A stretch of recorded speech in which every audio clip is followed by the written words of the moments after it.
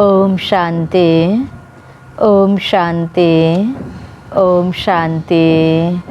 आज 9 भदौ 2079 बिहिबार बाबाको साकार मुरली सँगसँगै आज बाबाको साकार मुरलीको सँगसँगै दादीजीको अमृत वचनहरू पनि आज हामीले सुन्नेछौँ।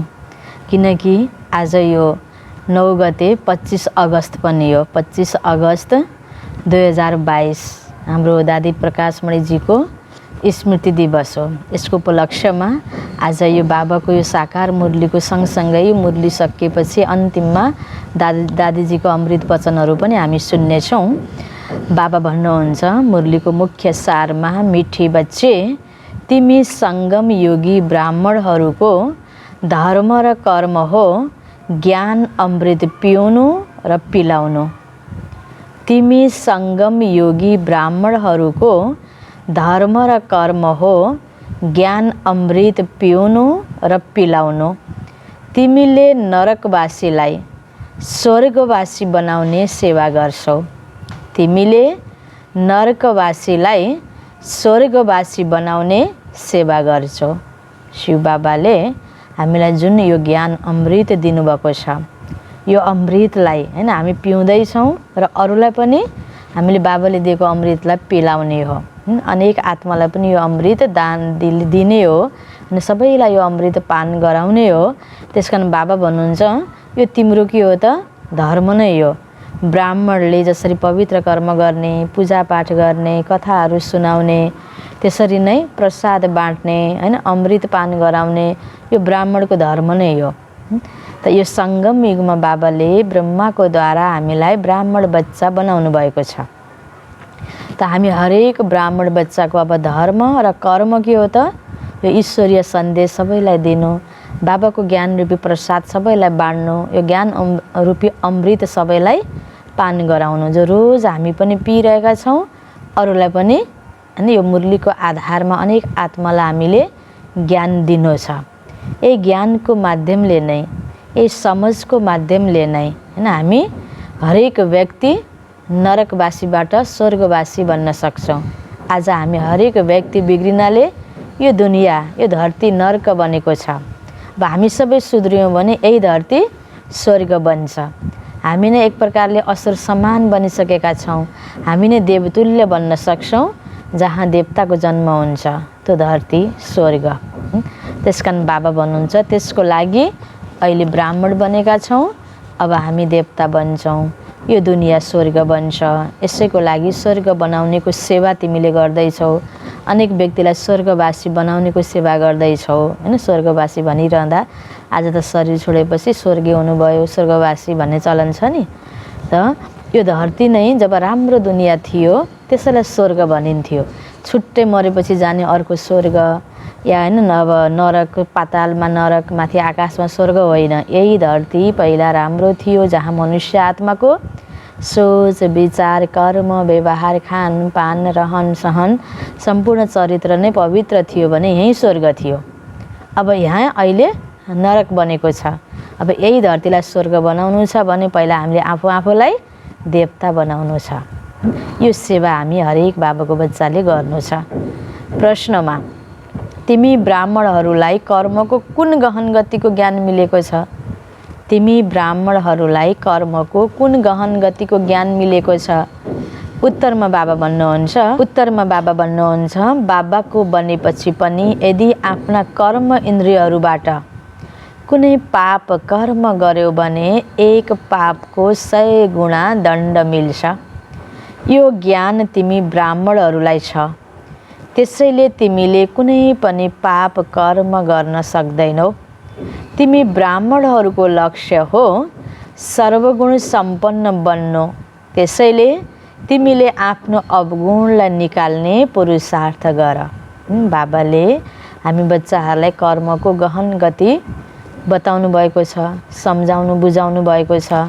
के बताउनु भएको छ? जस्तो कर्म हामीले गर्छौँ त्यसको फल हामीलाई प्राप्त हुन्छ। हरेक एक्टको पछाडि रिएक्ट हुन्छ। जे कर्म हामीले गर्छौँ त्यसको फल प्राप्त हुने हुनाले राम्रो कर्म गऱ्यौँ भने राम्रो फल प्राप्त हुन्छ, गलत कर्म गऱ्यौँ, पाप कर्म गऱ्यौँ भने फेरि दुःख प्राप्त हुन्छ, सजाय खानुपर्छ। त्यस कारण बाबा भन्नुहुन्छ तिमीले अब बाबाको बनेपछि आफ्नो कर्म इन्द्रियद्वारा कुनै पनि गलत कर्म नगरौ। पहिला त यो ज्ञान समझ हामीलाई थिएन, थाहा पाइन भन्दा पनि केही माफी हुन सक्थ्यो। अब हामीले यस्तो कर्मको फल यस्तो हुन्छ भनेर पुरा जान्दा जान्दै पनि हामीबाट गलत कर्म भयो भने त्यसको त अझै धेरै सजाय खानुपर्छ।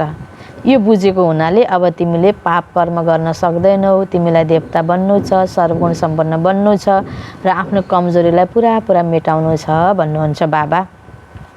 गीत छ, भोलेनाथ से निराला और कोई नहीं। ओम शान्ति। हद को बाबा को नाम हो भोलानाथ। अवश्य मनुष्यबाट देवता बनाउनेवाला पनि उहाँ नै हुनुहुन्छ। मनुष्य त छन् सबै आसुरी सम्प्रदाय, उनीहरूले मनुष्यलाई देवता बनाउन सक्दैनन्। उहाँकै लागि नै गायन गरिएको छ। मनुष्यबाट देवता बनाउनु भयो। देवता रहन्छन् अमरलोकमा, यो हो मृत्युलोक। अवश्य बाबा आएर मृत्युलोकमा अमर कथा सुनाउनुहुन्छ अमर बनाउनको लागि। अब मनुष्यबाट देवता बनाउनु भयो, यो कसलाई भनिन्छ? अवश्य शूद्रलाई नै एडप्ट गर्नुहुन्छ नि। त्यसैले भनिन्छ शूद्र वर्णका मनुष्यलाई ब्राह्मण वर्णमा लिएर आउनुहुन्छ। यति सबै बच्चाहरूले भन्छन् हामी ब्रह्मा कुमार कुमारी हौँ, ब्रह्माका सन्तान हौँ। प्रजापिता छन् भने अवश्य उनका धर्मका बच्चा हुनुपर्छ। मुख वंशावली छन् भने पनि अवश्य माता पिता हुनुपर्छ नि। मम्माका पनि मुख वंशावली भनिन्छ, बाबाका पनि मुख वंशावली त दादाको पनि मुख वंशावली ठहरिए। कोख वंशावलीको यहाँ नाम नै छैन। ती कलियुगी ब्राह्मण हुन् कोख वंशावली र तिमी ब्राह्मण हौ मुख वंशावली। ती ब्राह्मणले त एक अर्काको सम्बन्ध जोड्छन् विष पिलाउनको लागि। शुभ विवाह भनेर, शुभ कार्य भनेर ब्राह्मणलाई लगेर लगनगाँठो बाँधिन्छ। तर एक दुसराको जीवन पहिला जो कुमार कुमारी पवित्र थियो, अब के बनेको छ? विकारी जीवन बनेको छ नि, काम विकार रूपी विष हैन बाबा भन्नुहुन्छ। र तिमी ब्राह्मणले अमृत पिलाउँछौ। यो ज्ञान अमृत बाबाले दिनुभएको छ। जीवनलाई पवित्र बन्नको लागि यो पवित्रताको पाठ पढाउनु भएको छ। यो ज्ञानको माध्यमले परमात्मासँग सम्बन्ध जोडिदिन्छौ तिमीले। कति भिन्नता छ। उनीहरू नरकवासी बनाउनेवाला हुन् र उहाँ स्वर्गवासी बनाउनेवाला हुनुहुन्छ। ज्ञान अमृतद्वारा मनुष्यबाट देवता बन्छन्। हामी ईश्वरका सन्तान बन्छौँ अनि फेरि मद्दत पनि मिल्छ। सहोदर र सौतेनी पनि छन् नि। सौतेनी बच्चाहरूलाई त्यति मद्दत मिल्दैन जति सहोदर बच्चाहरूलाई। बाबाको प्रेम पनि सहोदरमा नै हुन्छ।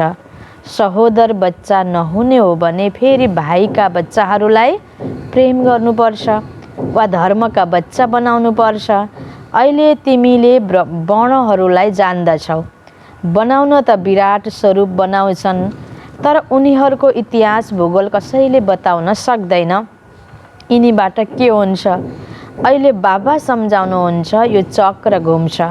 यति जन्म देवता धर्ममा, यति जन्म क्षेत्रीय वर्णमा। यहाँ कुनै गफ गरिएको होइन। 84 जन्म सिद्ध गरेर बताउँछु। सतो प्रधान फेरि सतो रजो तमो अवश्य सबैलाई बन्नु छ। बाबाले यो जन्म कहानी वर्णको बारेमा बताइरहनु भएको छ। हामी आत्माले कति जन्म लिन्छौँ, कहाँ कहाँ कस्तो शरीर लिन्छौँ, कुन कुन वर्णमा गुज्रेर आउँछौँ। आत्माको स्टेज पनि पहिला जो सतो प्रधान थियो कसरी फेरि गिरावटमा आउँछ, सतो रजो तमो स्टेजमा आत्मालाई गुज्रनुपर्छ। यो सबै कुराहरू बाबाले यहाँ बताउनु भएको छ।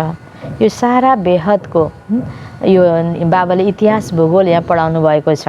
पहिला 5000 वर्ष पहिला यहाँ कसको राज्य थियो, अहिले कसको राज्य छ, कस्तो अवस्था थियो त्यति बेला, अहिले कस्तो अवस्था छ।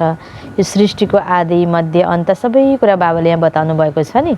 त बाबा भन्नुहुन्छ यहाँ कोही गफ गरिएको होइन। स्वयं परमात्माले सम्पूर्ण यथार्थ सत्य ज्ञान यहाँ दिइरहनु भएको छ। अहिले यो मनुष्य सृष्टिको वृक्ष जड समान भएको छ, अर्थात् कब्र दाखिल छ। यो हो विनाशको समय। सबैको पुरानो हिसाब किताब चुक्ता हुनु छ र नयाँ जन्म हुनु छ। खाता हुन्छ धनको, यहाँ फेरि कर्मको खाता छ। आधा कल्पको खाता हो। मनुष्यले जुन पाप कर्म गर्छन् उनीहरूको खाता चल्दै आएको छ। यस्तो होइन एकै पटक सजाय भोगेपछि खाता चुक्ता हुन्छ। पाप आत्मा कसरी बन्यो? प्रतिदिन कर्मको बोझ चढ्दै चढ्दै बिल्कुलै तमोप्रधान बनेको छ। कोही फेरि भन्छन् सन्यासीले जब सन्यास गर्छ तब ऊ किन तमोप्रधान हुनुपर्छ र? तर बाबा भन्नुहुन्छ उनीहरूको हो सतोप्रधान सन्यास। अहिले तिमीलाई मिल्छ श्रीमत, त्यो त भयो मनुष्यको मत। जसरी मानिसले भन्छन् हामीले मोक्ष पाउँछौँ, तर कसरी?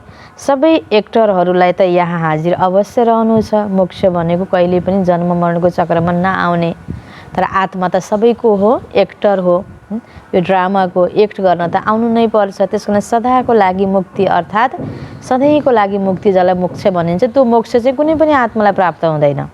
स्वयं परमात्मा जो जन्म मरणको चक्रबाट न्यारा हुनुहुन्छ उहाँ त एकपटक धरतीमा आउनुहुन्छ ज्ञान दिनको लागि भने अन्य मनुष्य आत्मा हामी सबै त एक्ट गर्न नै शरीर लिएर नै गर्भबाट जन्म लिएर नै यहाँ एक्ट गर्छौँ हैन। हामी मुक्त अवस्थामा सधैँभरि रहँदैनौँ, एक्ट गर्न जरुर आउँछौँ। चक्र घुमिरहन्छ, 84 जन्मको चक्र हो। म्याक्सिमम लिनेको 84 जन्म, मिनिमम लिनेको 1 जन्म।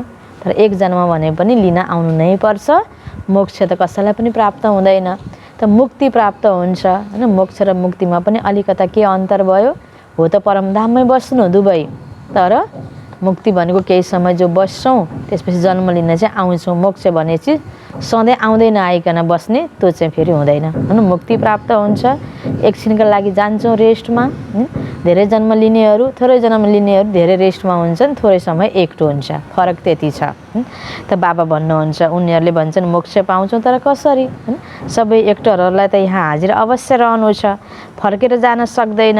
गीतामा पनि धेरै यस्ता कुरा लेखिदिएका छन्। पहिलो कुरा हो सर्वव्यापीको। अहिले तिमी बच्चाहरूभित्र छ बाबाको याद, रचयिता बाबा र साथमा बाबाका रचना। केवल बाबा होइन, उहाँको रचनालाई पनि याद गर्नुपर्छ। आफ्नो धन्दाधोरी पनि गर्छौ र साथसाथै मूल वतन, सूक्ष्म वतन, शिव बाबाको बायोग्राफी, ब्रह्मा विष्णु शङ्करलाई पनि जान्दछौ।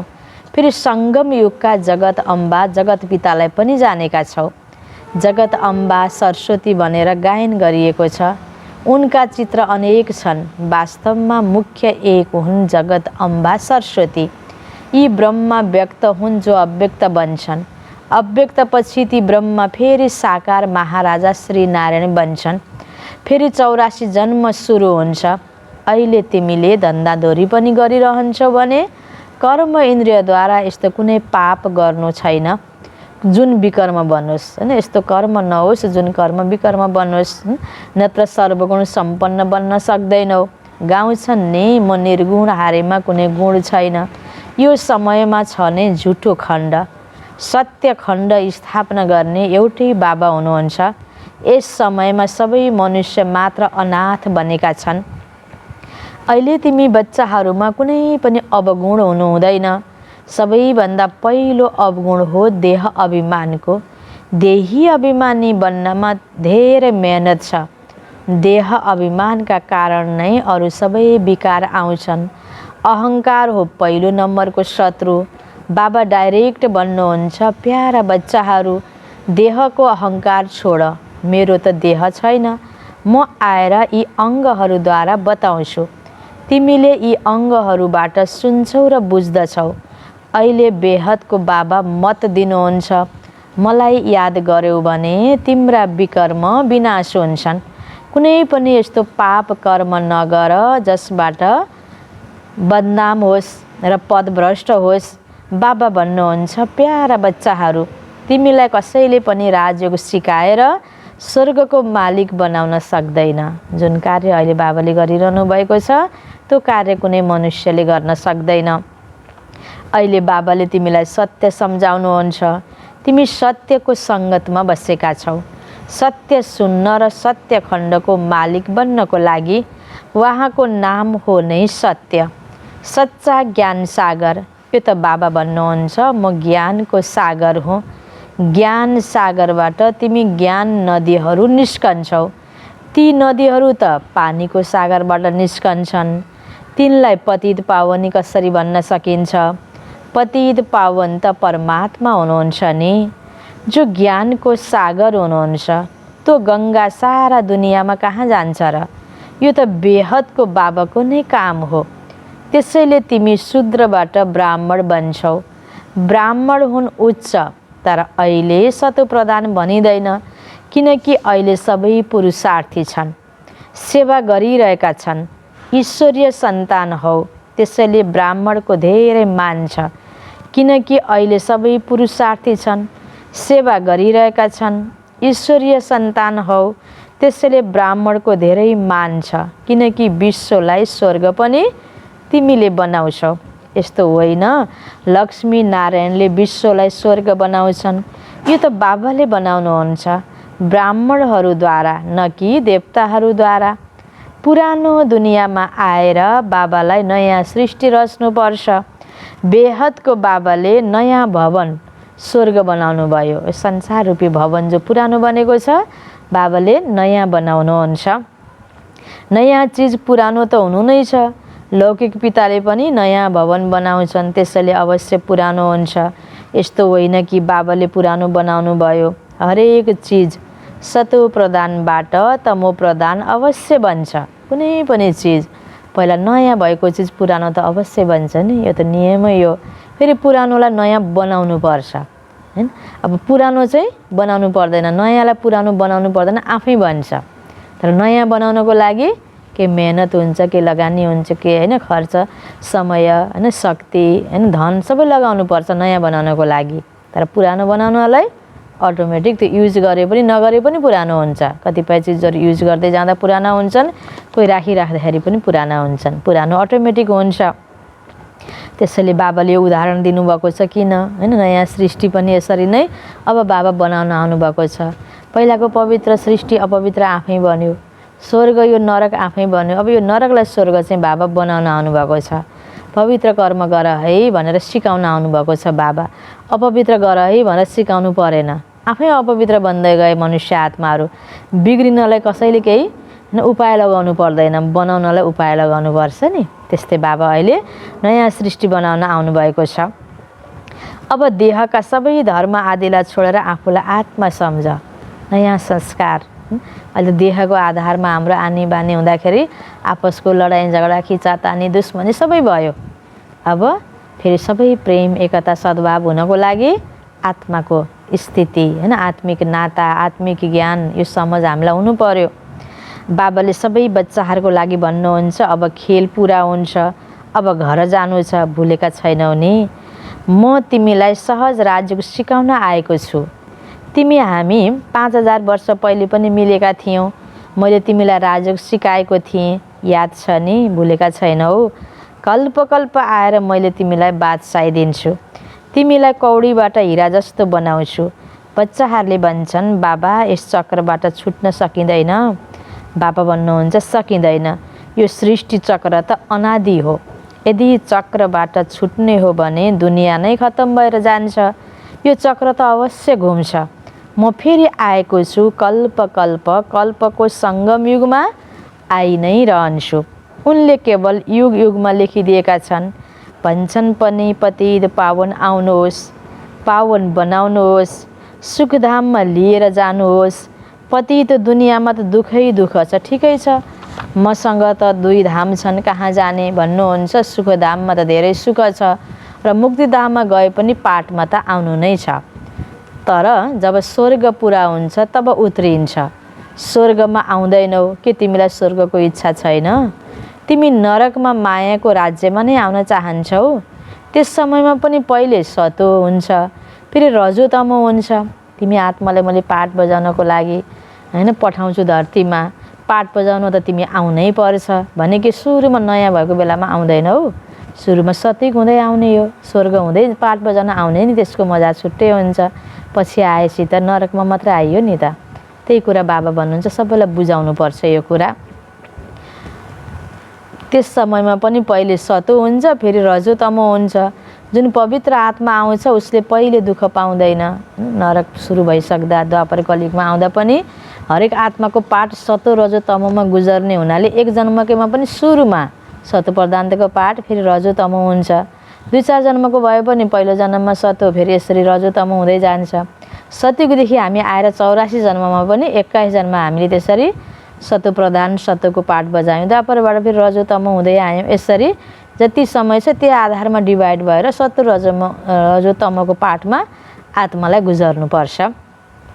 अहिले तिमी फाइनल अवस्थामा जान सक्दैनौ। स्कुलमा पनि 12 महिनापछि फाइनल परीक्षा हुन्छ नि। यस चक्रलाई सम्झाउनु छ। अन्त्यमा तिमीहरूको परिपक्व अवस्था हुन्छ, धेरै वृद्धि हुन्छ। कति सेन्टरहरू खुल्छन्, सेन्टरहरूको लागि त धेरै सोध्छन्, तर शिक्षक यति तयार छैनन्। फर्स्ट क्लास सिफ्ट हुन्छ अमृत बेला। कोही बिहानै आउन सक्दैनन् भने लाचारी हालतमा साँझमा पनि आउन्। स्कुलमा पनि अहिले 2 सिफ्ट हुन्छन्। अच्छा बच्चाहरूले बुझ्यौ। सबै बाबाले सबै सेन्टरका बच्चाहरूलाई सम्झाइरहनु भएको छ। बच्चाहरूले रातमा आफ्नो खाता जाँच गर, कहीँ आज मेरो रजिस्टर बिग्रन त बिग्रिएन, कुनै भुल त गरिन, फेरि बाबासँग माफी लिनुपर्छ। हिजोको मुरलीमा पनि बाबाले यसरी नै सोधिरहनु भएको थियो, आफूलाई चेक गर, आफूलाई जाँच गर भनेर। आज पनि बाबा भन्दै हुनुहुन्छ, शिव बाबा हामीलाई माफ गर्नुहोला, हैन? हजुर कति मिठो हुनुहुन्छ। भगवान भन्नुहुन्छ मैले तिमीलाई स्वर्गको मास्टर भगवान भगवती बनाउँछु, त्यसैले मेरो आज्ञा मान। नम्बर 1 आदेश हो देही अभिमानी बन, विकारमा नजाऊ। रोज रोज बाबाले ये सिकाइरहनु भएको छ। तिमी आत्मा अभिमानी बन, देही अभिमानी बन, विकारी हैन तिम्रो दृष्टि नहोस्, विकारी कर्म नहोस्, काम महाशत्रु हो, बाँकी झुट चोरी पनि हुनु हुँदैन। हिजो पनि बाबाले यही भन्नुभएको थियो। भगवानको यज्ञ, भगवानको दरबार, भगवानको कारोबार, हैन?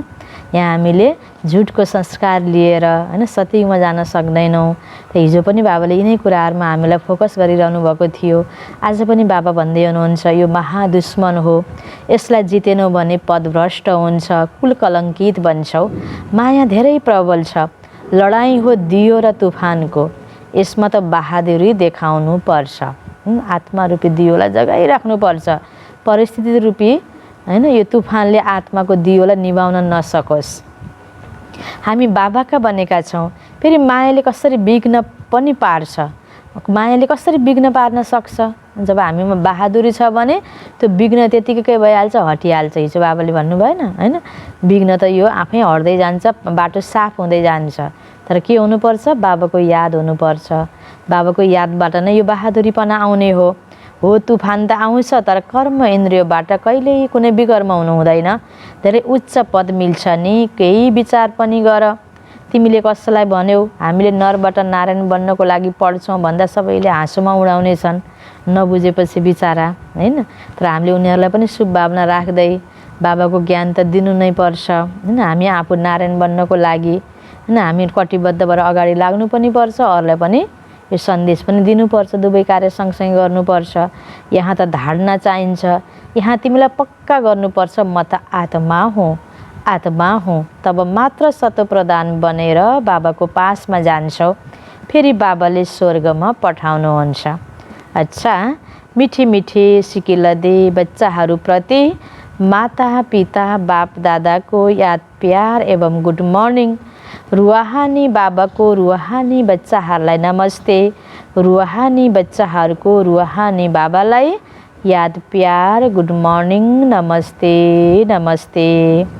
धारणाको लागि मुख्य सार पहिलो पोइन्टमा आफ्नो रजिस्टर नबिग्रियोस् यसको ध्यान राख्नु छ। बाबाको आज्ञा मानेर देही अभिमानी बन्नु छ। कर्म इन्द्रियहरूबाट कुनै पनि भूल गर्नु हुँदैन। दोस्रो पोइन्ट, सर्वगुण सम्पन्न बन्नको लागि कर्म इन्द्रियहरूबाट यस्तो कुनै पाप कर्म नहोस् जसको विकर्म बन्छ। पुरानो हिसाब किताब चुक्ता गर्नुपर्छ। वरदान छ बाबाको, आफ्नो भाग्यको स्मृतिद्वारा सदा खुसीमा डान्स गर्ने भाग्यवान भव। आफ्नो भाग्यको स्मृतिद्वारा सदा खुसीमा डान्स गर्ने भाग्यवान भव। विस्तारमा अमृत बेलादेखि रात्रिसम्म तिमी ब्राह्मण बच्चाहरूलाई जुन श्रेष्ठ भाग्य मिलेको छ त्यस भाग्यको लिस्टलाई सदा सामुन्ने राख र यही गीत गाइराख, वाह मेरो भाग्य। बिहान बिहान कोसँग भेट हुन्छ? हाम्रो भगवानसँग। हाम्रो मिलन कोसँग हुन्छ? भगवानसँग। र कसका बाणी सुन्छौँ? भगवानको बाणी सुन्छौँ। यो कति ठुलो भाग्य हो। बिहान बिहान कसको मुख हेर्न पर्यो, कस्ताको मुख हेरेर आज मेरो दिन बिग्रियो भनिन्छ नि। त हामीले यस्तो भगवानको मुख हेर्छौँ दिनदिनै। भगवानको महान बाणी सुनेर हाम्रो दिनचर्या सुरुवात हुन्छ। बिहानदेखि नै बेलुका सुत्ने बेलामा पनि भगवानको गोदीमा जान्छौँ। यसरी होइन हाम्रो सारा दिनचर्या भगवानको यादमा हुन्छ। हरेक कर्महरू। वाह मेरो भाग्य, भाग्य विधाता नै आफ्नो बन्नुभयो। यसै नसामा सदा खुसीको डान्स गर्दै गर। बाबाको बन्यौँ होइन, बाबाको बच्चा बन्यौँ होइन, बाबा आफ्नो बन्नुभयो। बाबालाई पायौँ मात्र होइन, बाबालाई आफ्नो बनायौँ होइन। अस्तिको मुरलीमा बाबाले भन्नुभएको थियो नि, जेसुकै होस् मर्नेसम्मकै कुरा नै आए पनि खुसी नजाओस्, शरीर गए पनि कुनै हर्जा छैन, तर खुसी नजाओस्। स्लोगन, हर्षित मुख रहनु छ भने साक्षीपनको सिटमा बसेर दर्शक बनेर हर खेललाई हेर्दै जाऊ।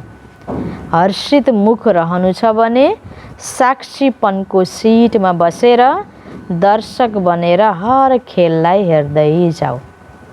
अब हामी सुन्नेछौँ दादी प्रकाश मणिजीको यो स्मृति दिवसमा उहाँका अनमोल महावाक्य होइन। आजको यो 2022 को 25 अगस्त दादीजीको 15औं स्मृति दिवस हो।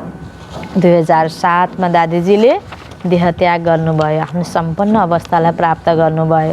र दादीजीले हामीलाई जाँदा जाँदै होइन हामीलाई दादीले जो अनमोल महावाक्यहरू छोडेर जानुभएको छ, जो शिक्षा दिएर जानुभएको छ आफ्नो जीवनबाट, कर्म व्यवहारबाट, आफ्नो बाणीबाट, यी सबै कुरालाई याद गरेर दादी समान हामीलाई पनि बन्नु छ। त दादीबाट प्राप्त शिक्षा त धेरै छन्, तर आज सुन्नको लागि विशेष होइन। हामीले सबै कुरा पहिल्यैबाट सुन्दै आएका छौँ, दादीजीको पालना पनि लिएका छौँ। कतिपय पछि आएर दादीजीको पालना पाएका छैनौँ भने पनि दादीजीका गाथाहरू त हामीले सुन्दै आइरहेका छौँ अलग अलग समयमा पनि। त्यस कारणले आजको दिनमा ती सबै कुरा याद गर्नको लागि बस यो आजको यो महावाक्यले, आज सुन्ने यो पोइन्टहरूले, जो 15 पोइन्ट हामी आज सुन्दैछौँ, यसले त्यो अरू कुरालाई पनि त्यो पाना पल्टाउने काम गर्छ। हाम्रो चिन्तनको धारालाई लैजान्छ हाम्रो पुरुषार्थलाई सम्पन्न बनाउनको तिर। त दादीजी कसरी सम्पन्न बन्नुभयो? सम्पन्नता र सम्पूर्णताको समीपका निशानीहरू के हुन् त? दादीजीले जो भन्नुहुन्छ, जो सिकाउनु भएको छ, त्यो अब हामी सुन्नेछौँ। पहिलो पोइन्टमा, आत्मा जति सम्पन्न बन्दै जान्छ त्यति मनसा वाचा कर्मणामा कुनै पनि सूक्ष्म विकार रहँदैन। उनीहरूलाई सम्पूर्णताको मन्जिल समीप देखिन्छ। सम्पन्न म बनिरहेको छु भन्ने निशानी हामीले आफूलाई चेक गर्दाखेरि कसरी लिनु पर्यो? मेरो मनसा वाचा कर्मणामा कुनै पनि सूक्ष्म विकार रहँदैन, मलाई सम्पूर्णताको मन्जिल समीप देखिन्छ भनेर यसरी हामीले आफूलाई पनि म कति सम्पन्न बन्दैछु चेकिङ गर्ने। यसरी प्रत्येक पोइन्ट जब हामी सुन्दै जान्छौँ आफूलाई हेर्दै जाउँ, झाँकेर हेर्दै जाउँ, आफ्नो अवस्थालाई दिलमा हात राखेर हेर्दै जाउँ कि त्यस्तो अवस्था मेरो छ भनेर हामीले हेर्दै जाउँ। जुन अवस्था दादीजीको थियो, जुन अनुभवको आधारमा दादीजीले हामीलाई शिक्षा दिनुभएको छ बाणीको द्वारा, जुन कर्मले देखाउनु भयो, जो चलनले देखाउनु भयो, जो सेवामा होइन दादीजीको हरेक जो सङ्कल्पमा, जो अवस्थामा, त्यो अब हामीले सुन्दै गर्दाखेरि यसरी नै आफूलाई पनि हेर्दै जाउँ कि मेरो अवस्था कति सम्पूर्णताको नजिक पुगेको छ त। दोस्रो, यस्तो आत्मा मन वचन कर्मद्वारा सदा अहिंसक रहन्छ। कसैलाई कहिल्यै दुःख दिँदैन, दुःख लिँदैन, दुःख दिँदैन, दुःख लिँदैन होइन। बोलीको द्वारा पनि हिंसा गर्ने होइन, सङ्कल्पले पनि कसैको प्रति नराम्रो सोचेर हिंसा गर्ने होइन, बोलीले कसैलाई दुःख दिने होइन होइन। जब दुःख दिनु र लिनु समाप्त हुन्छ अनि सम्पूर्णता समीप आउँछ। 3 नम्बर, जो सम्पूर्णताको समीप हुन्छ ऊ बेहदको वैरागी हुन्छ। उसको कहीँ पनि लगाव हुँदैन। कसैले केही दियो मन पर्यो, कसैले केही सहयोग गर्यो उसको प्रति स्नेह बढ्दै गयो, कसैले सहयोग गरेन उसको प्रति घृणाभाव बढ्दै गयो। यो हुँदैन। सम्पन्न भन्ने आत्माको निशानी यो होइन। उसको कहीँ पनि लगाव हुँदैन, सबैसँग ममता टुट्छ, ऊ सबैको बिचमा बसेर पनि न्यारा र प्यारा रहन्छ। 4 नम्बर, उसलाई कुनै पनि पुरानो वस्तुले तत्त्वसहित आफूतिर आकर्षित गर्दैन।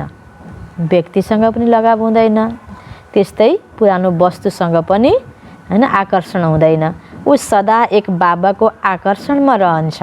बुद्धिमा एक बाबाको याद र एकाग्र वृत्ति हुन्छ।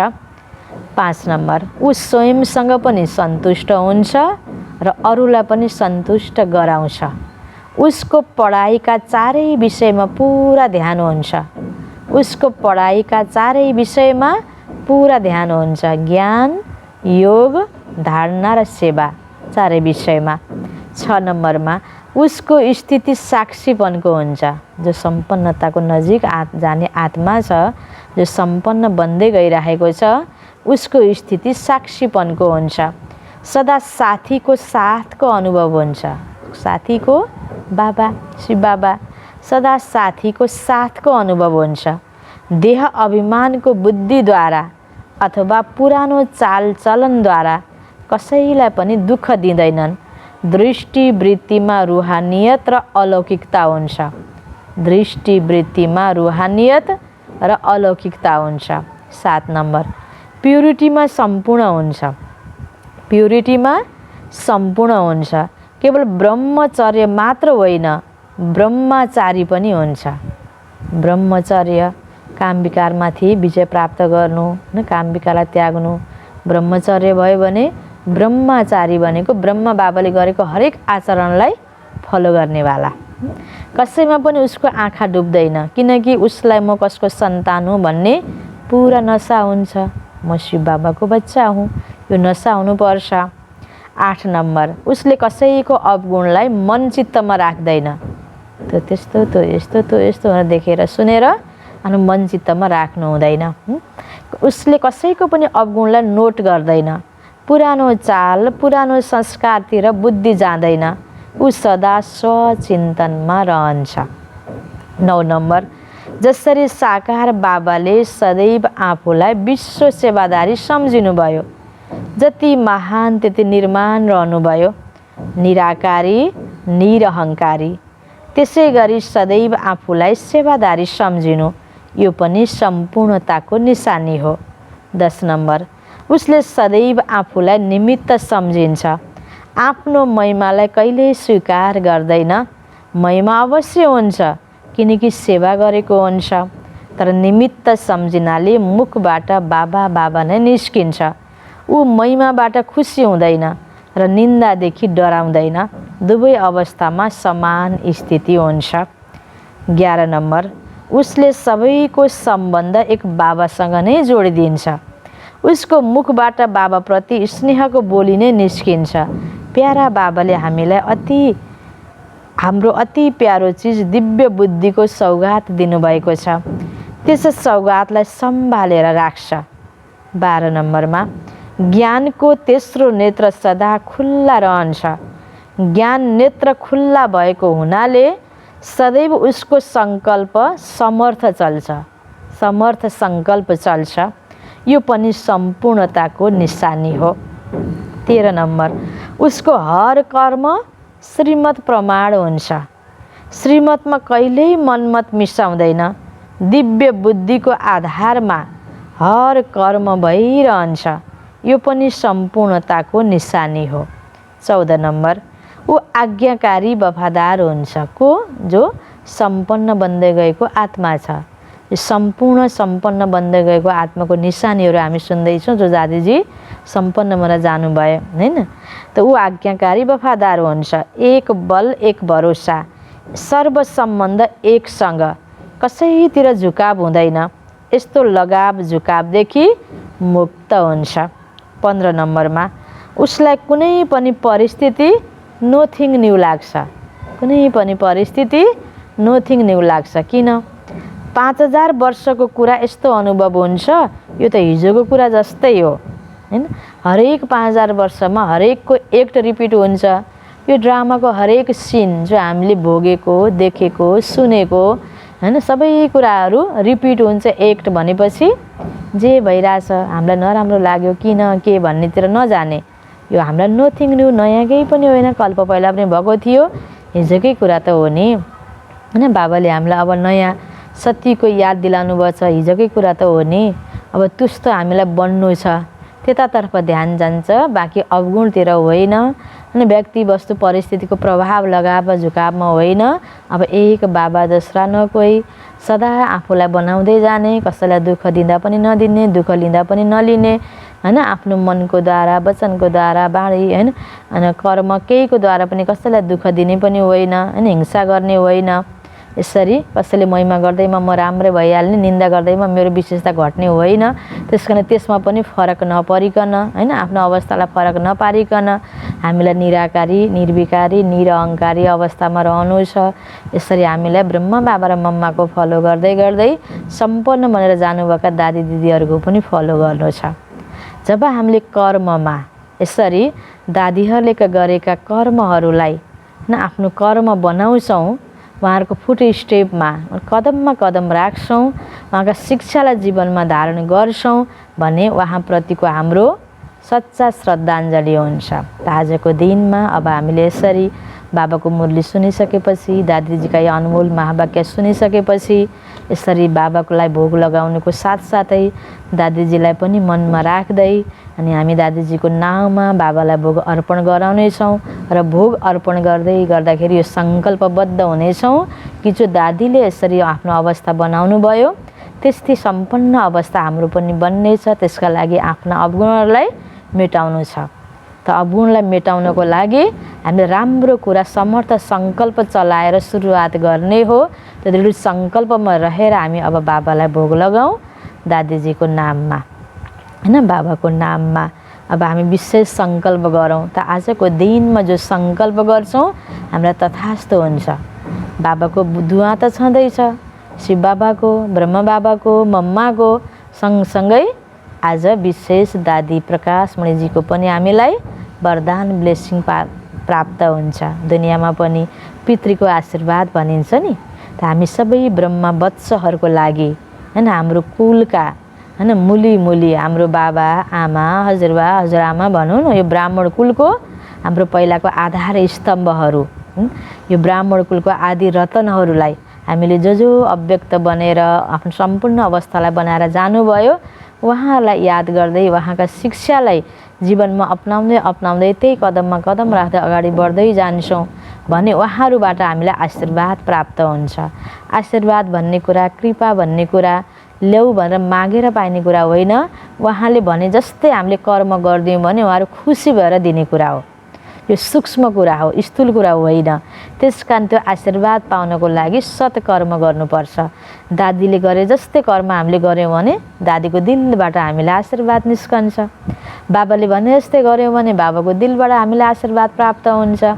जो व्यक्तिले पनि त आज केही कार्य दियो, उसको आशा भावना बुझेर कर्म गरिदियौँ भने, कर्तव्य गरिदियौँ भने खुसी हुन्छ कोही आत्मा भने उसको दिलको आशीर्वाद प्राप्त हुने हो नि। त्यस्तै आज हामीले विशेष दादी प्रकाशमणिजीको आशीर्वाद लिनको लागि आजको दिनमा हामीले सङ्कल्प गरौँ र अब अगाडिका दिनमा सधैँ दादीले सम्पन्न अवस्थालाई प्राप्त गर्नको लागि गरेका पुरुषार्थका राम्रा कुराहरूलाई हामीले अपनाउँदै गएर हामी पनि सम्पन्नतातिर जानु छ। यसरी ती शिक्षालाई हामीले जीवनमा अपनाउँ त यही नै हाम्रो दादीजीप्रति श्रद्धा सुमन हुनेछ, सच्चा श्रद्धाञ्जली हुनेछ। हुन त आज हामीले दादीजीको फोटोमा होइन, तस्बिरमा माला अर्पण गर्छौँ, दादीजीलाई भोग लगाउँछौँ, कति याद गर्छौँ, सङ्कल्प गर्छौँ, बाहिर अन्य विधिहरू त हामी अपनाइरहेका छौँ। सँगसँगै अब जीवनमा पालन गरिदियौँ दादीजीको शिक्षा भने, दादीजीको जीवन जस्तै हाम्रो जीवन बनायौँ भने कति ठुलो श्रद्धाञ्जली हुनेछ। आज हामी यतातर्फ पनि ध्यान दिनेछौँ। अच्छा, ओम शान्ति।